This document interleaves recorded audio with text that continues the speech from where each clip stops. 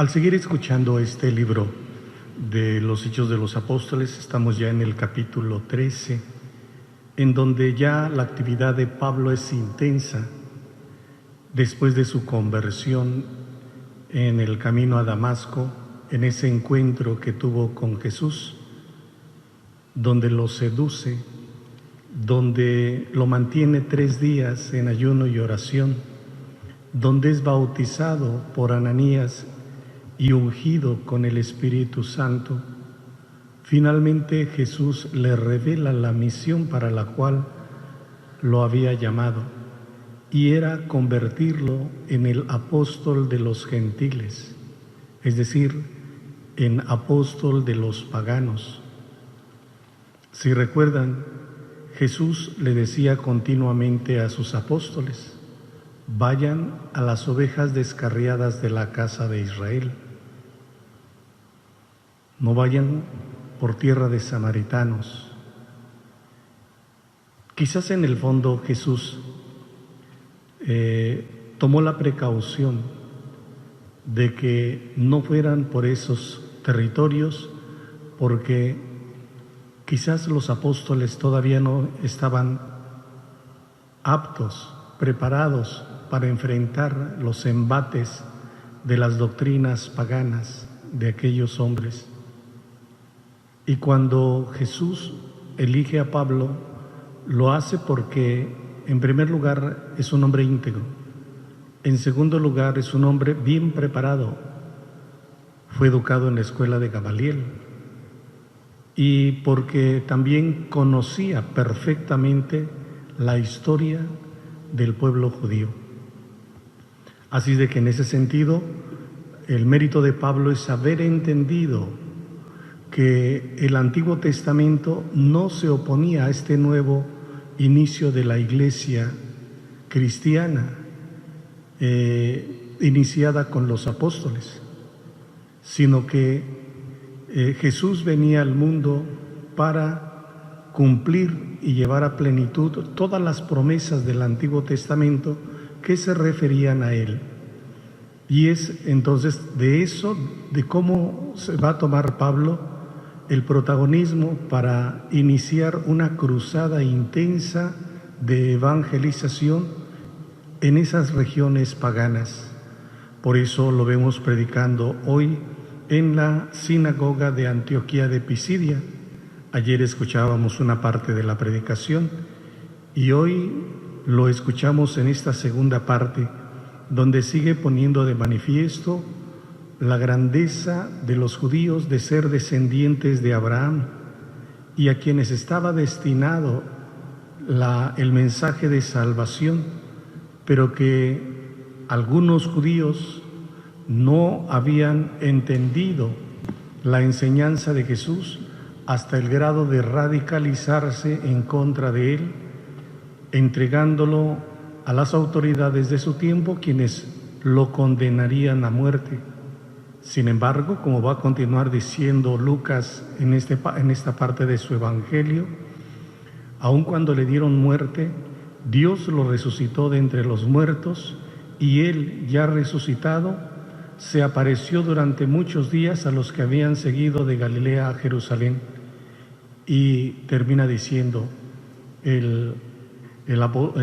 Lucas en este libro, dice: y ellos son ahora sus testigos ante el pueblo. ¿Quién? Los apóstoles. Por eso la doctrina sobre la resurrección de Cristo no es un cuento, no es una leyenda, no es una fábula, es un acontecimiento histórico que tuvo lugar en la región de Galilea, que tuvo principios en Judea, que tuvo principios en Galilea, y de la cual, gracias a estos escritores sagrados, hoy nosotros podemos también ser partícipes del conocimiento de este misterio de salvación, en el cual se cumple en Jesús esta promesa del Salmo 2, cuando dice: tú eres mi hijo, yo te he engendrado hoy. Y curiosamente esta afirmación última que acabo de hacer embona perfectamente en la enseñanza que traemos de Jesús de este capítulo 14 del Evangelio de Juan, cuando Jesús le dice a sus apóstoles: el Padre y yo somos uno. Por lo tanto, lo que ven hacer a mí es lo que el Padre quiere que yo haga. Por tanto, así como piensa Jesús, así piensa el Padre. Así como actúa Jesús, así actúa el Padre. Así como perdona Jesús, así perdona el Padre. En una palabra, ver a Jesús es ver al Padre. Y en ese sentido, creo que la presencia de Jesús en medio de sus apóstoles era para ratificar realmente la presencia de su Padre en medio de ellos, de tal suerte que las recomendaciones que le da y las promesas que les hace son sin duda alguna la garantía de que realmente el Maestro ha venido a cumplir los deseos de su Padre, y uno de ellos era darles la paz, esa paz tan necesaria para poder convivir. Cuando les decía: no pierdan la paz. Cuando una persona tiene paz, está tranquila. Cuando una persona tiene paz, piensa mejor las cosas. Cuando una persona está en paz, discierne mejor las circunstancias de su vida. Cuando una persona está en paz, es capaz de aceptar incluso la muerte, pero solo cuando está en paz. Dice: si creen en Dios, crean también en mí. El Dios de Jesucristo es el Dios de la paz. Y si creemos en el Padre es la fuente, el origen de esa paz que Jesús ofrece. Y si eso no los convencía, les hace este ofrecimiento como garantía: en la casa de mi Padre hay muchas habitaciones. Si no fuera así, ya se los habría dicho, porque ahora voy a prepararles un lugar. Y dice: cuando me vaya y les haya preparado un lugar, voy a volver, porque quiero que donde yo esté, estén también ustedes. Pero la condición es que no pierdan la paz. Todavía le pregunta a Tomás, dirigiéndose a Jesús: Señor, no sabemos a dónde vas. ¿Cómo podemos saber el camino? Y es entonces cuando Jesús se revela a sí mismo con esos tres calificativos. Jesús le respondió: Tomás, yo soy el camino, yo soy la verdad, yo soy la vida. Nadie va al Padre si no es por mí. Por lo tanto, no hay otro camino de salvación que Jesús. Por lo tanto, no hay otro exponente de la verdad que Jesús. Por lo tanto, no hay otro dador de la vida que el Maestro. Y la única condición que nos pide es no perder la paz. La paz no como ausencia de guerra, sino la paz como condición para poder ser depositarios de estos valores del reino. Y todo eso se los comento porque tenemos que seguir luchando contra uno de los peligros que minan la paz, y este es el de la desesperación. Cuando una persona entra en un estado de desesperación, pierde la paz. Cuando una persona pierde el control de sí misma, pierde la paz. Y entonces comienza a avanzar hacia la violencia. Y ese es uno de los peligros que hoy pudieran estar minando a nuestras familias como consecuencia de este confinamiento en el que nos vemos necesariamente diarios. no podemos salir. Y si no aprovechamos este tiempo que estamos en familia para cultivar este maravilloso don de la paz, entonces estaremos corriendo el riesgo de perder la paz, porque nos vamos a violentar, nos vamos a enojar, vamos a reñir, nos podemos confrontar y podemos reventar. Cuidado, Jesús no puede ser el impulsor de la violencia, no, su Padre tampoco. No pierdan la paz. Si creen en Dios, crean también en mí, dice Jesús. Así es de que yo quiero invitarlos, de veras, queridos hermanos, que nos escuchan todos los días a través de estas celebraciones, tanto de las 7 de la mañana como la de las 7 de la noche, a que no pierdan la paz. Foméntenla. Y la paz se fomenta con el diálogo, la paz se fomenta con la caridad, la paz se fomenta con el servicio, la paz se fomenta con la solidaridad allí en ese núcleo familiar, la paz se fomenta con la fraternidad, la paz se fomenta con la ayuda mutua. Por eso, no pierdan la paz. Estamos en la parte más difícil de esta pandemia que estamos viviendo y no podemos relajarnos, no podemos entrar en un tiempo de desesperación. Yo sé que ya llevamos mucho tiempo aislados, yo sé que quisiéramos salir al parque, a las plazas, aquí al mismo Zócalo, a los lugares públicos, lo entiendo perfectamente bien, pero en este momento se nos recomienda no hacerlo. Igual lo podemos hacer, pero será nuestra responsabilidad. Y entonces asumamos las consecuencias. Cuidemos nuestra vida. Nuestra vida es sagrada. Dios nos las ha dado de un acto amoroso de su libertad infinita.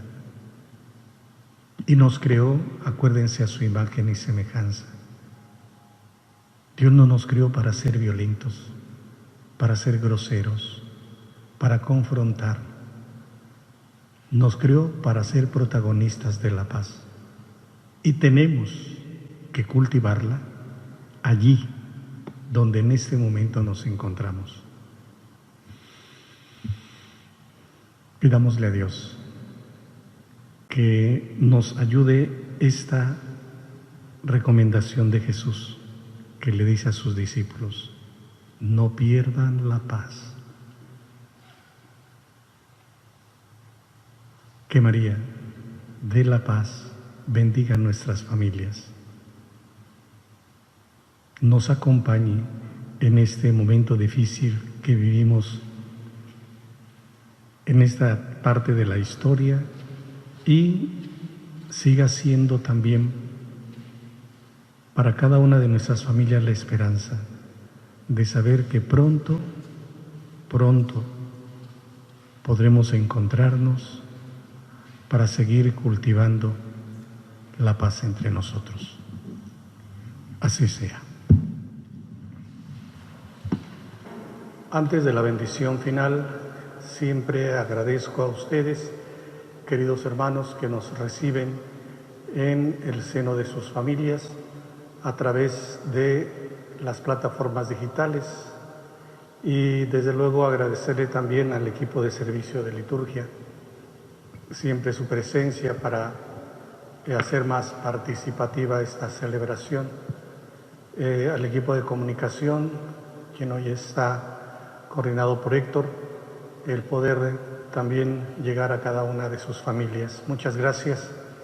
Y solamente recordarles dos cosas. Primero, debido a que se siguen implementando más medidas de prevención, en nuestra ciudad de Chilpancingo. Quiero comunicarles que debido a que se cerró el panteón municipal y todos los demás panteones, por lo que tengo conocimiento del Estado, no habrá celebración con motivo del Día de las Madres el próximo domingo. Ya ven que siempre tenemos celebraciones, entonces no será posible. Entonces, hasta donde sé, estará cerrado el panteón a partir de hoy hasta el próximo lunes. No sé si después lo vayan a abrir. Entonces, les pido su comprensión y desde luego esto se hace con la finalidad de evitar un contagio entre nosotros, debido a que comienza a acrecentarse en el Estado una infección más intensa.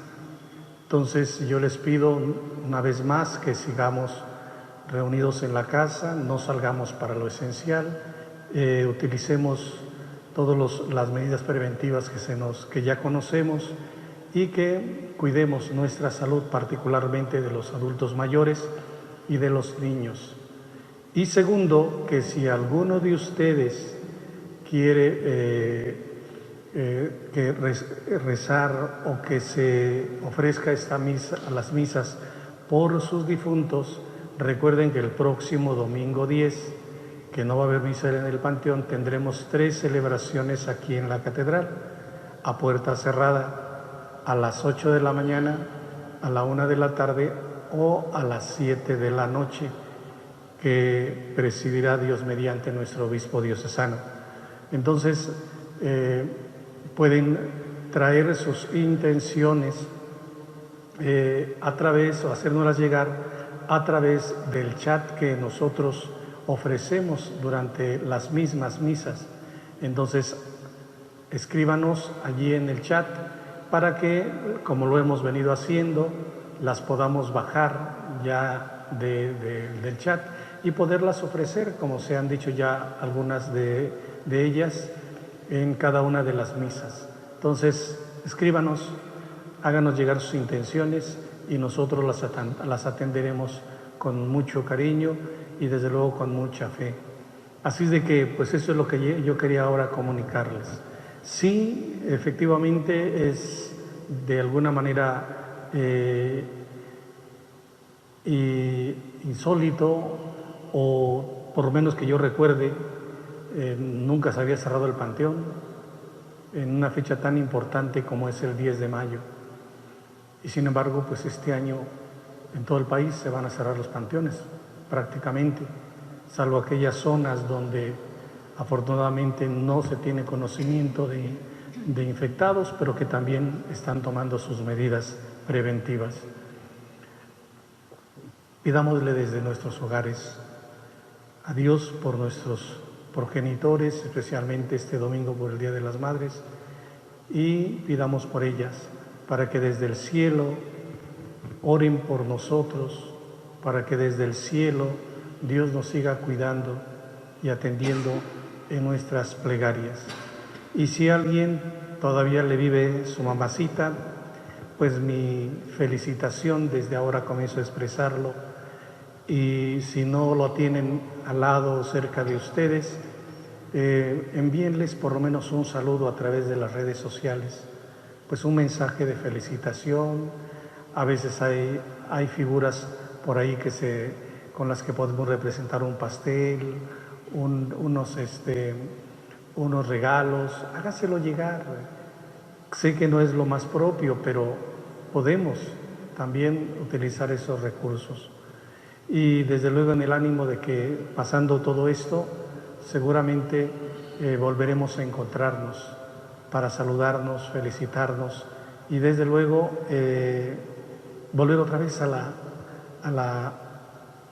las calles, para caminar por las plazas, como aquí esta plaza Primer Congreso de Anáhuac, como las plazas de los jardines tradicionales de los barrios de aquí de Chilpancingo, y en fin, los espacios deportivos, los parques infantiles para los niños. En fin, hay tanto todavía que podemos nosotros aguardar. Gracias a todos por su atención y cuidémonos mucho, por favor. Nos vamos ahora con la bendición del Señor. El Señor esté con ustedes. La bendición de Dios Todopoderoso, Padre, Hijo y Espíritu Santo, descienda sobre ustedes y permanezca para siempre. Que la alegría de Jesús siga siendo su fuerza. Podemos seguir en paz. Demos gracias a Dios. Buenas noches a todos. Que descansen.